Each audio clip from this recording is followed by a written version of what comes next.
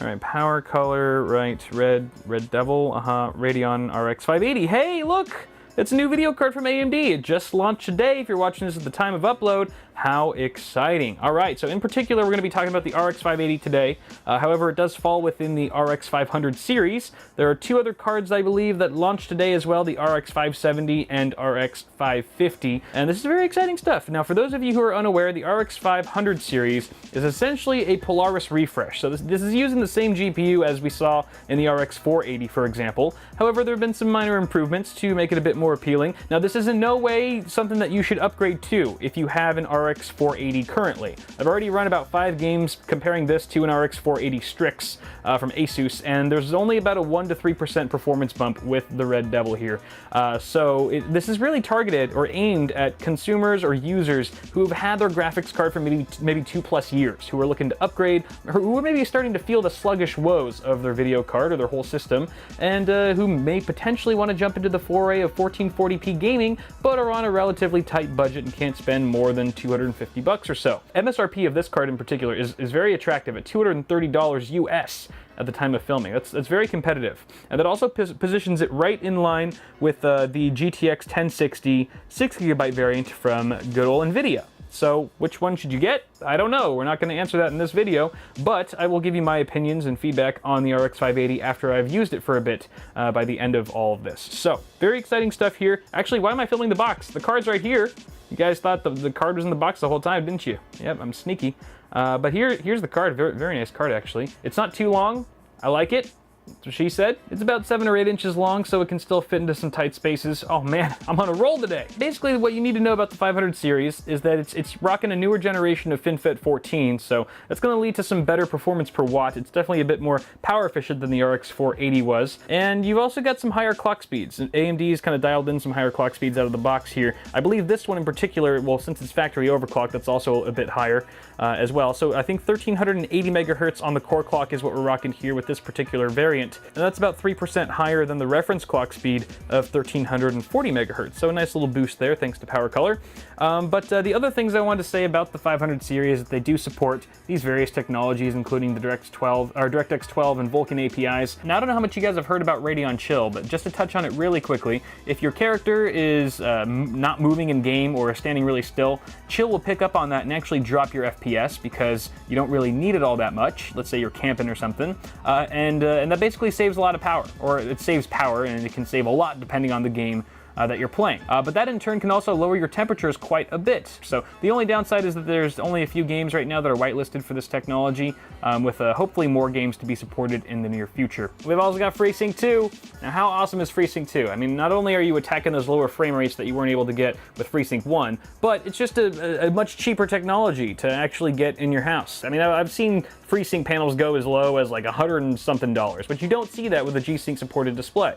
It just doesn't happen. So, especially if you're targeting a card like this for around $230, you're probably not going to want to spend an arm and a leg on a monitor. So, I mean, hey, this is a really great option for budget gamers who still want that adaptive refresh rate. The other thing that's nice about the RX 580 over the GTX 1060 6GB variant is that it's got 8 gigs of GDDR5. So, especially if you're playing at 1440p, it's nice to have that additional frame buffer, man. It does come in handy, believe it or not, and it can really drop your frame rate or your frame times if you don't have enough of that VRAM. So that's also another big perk here. So I think on that note, I'm ready to pop this guy in the test bed, or in the test build that we have here. Let's talk about that really quick. We've got a Define S from Fractal Design. They've also provided the power supply here, the Fractal Newton 600 watts. It's an old unit, had it for a few years, but it still works. We've also got a 7600K from Intel. It's a Core i5 Kaby Lake overclocked to 4.8 gigahertz at 1.35 volts on a Hyper 212 Turbo from Cooler Master. We've got an MSI Z270 Gaming Pro Carbon for our motherboard, 16 gigs. It's a 2x8 gig kit of G.Skill Trident Z3200. That's DDR4, of course, and it is operating at that rated frequency.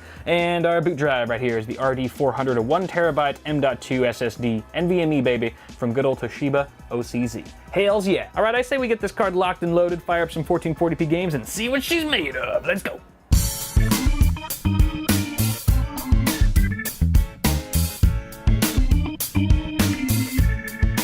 You know what, before we jump into some games, why don't we overclock this guy and see how far we can take her? How about that? That sounds fun. Let's go ahead and max out our power limit. Temp limit's already maxed out on the slider. So again, we're operating at 1380 megahertz right here on the core clock out of the box. I'm gonna go ahead and let's see if we can do 1420. Blaze it. Okay, I know it's only been a few seconds, but I'm impatient because I'm filming a video, so I'm gonna go ahead and crank it up to 1430, 1440. Come on, 1440. Since we're gaming at 1440p.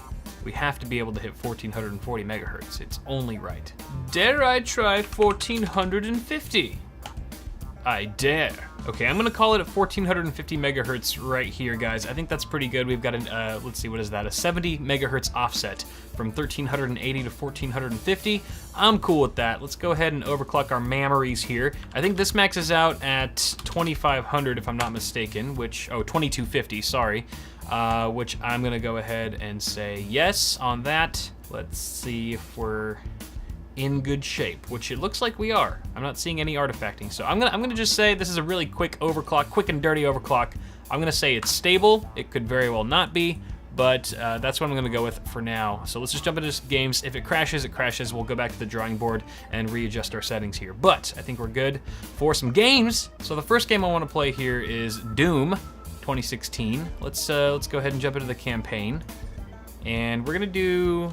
Ooh, should we do? Let's do Vulcan. Hey, let's just do some Vulcan here.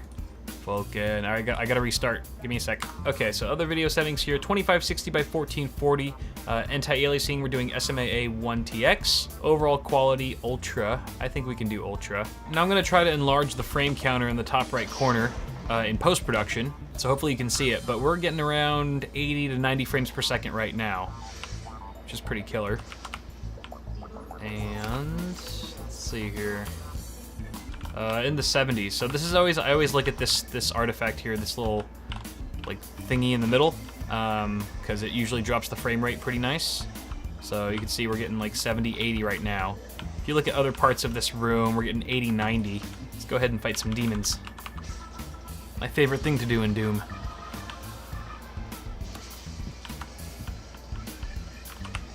Boom, boom. Poor place to spawn, buddy. Unwise.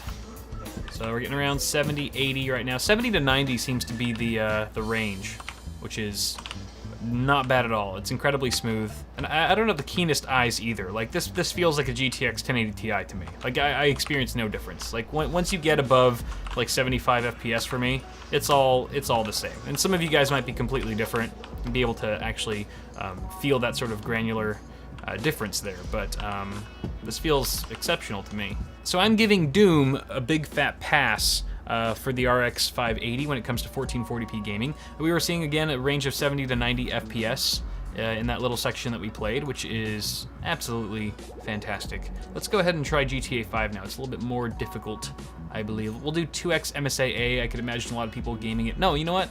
I'm gonna take MSAA off because we're at 2560 by 1440. It's really not worth the performance hit there. Everything else is on very high, which is a little unnecessary. There are a couple things we can turn down here.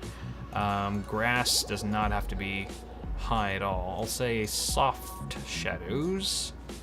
Tessellation doesn't really affect performance much in this game. 2560. Okay, VSync is off. Gotta restart. BRB. So now we're here in GTA 5, of course. We're getting around 40 to 50 FPS, it looks like. The game still looks absolutely beautiful. Frame rates aren't nearly as high as they were in Doom, but overall tracking and overall movement is relatively fluid. And it's not quite as fluid as Doom, obviously, but it's very playable.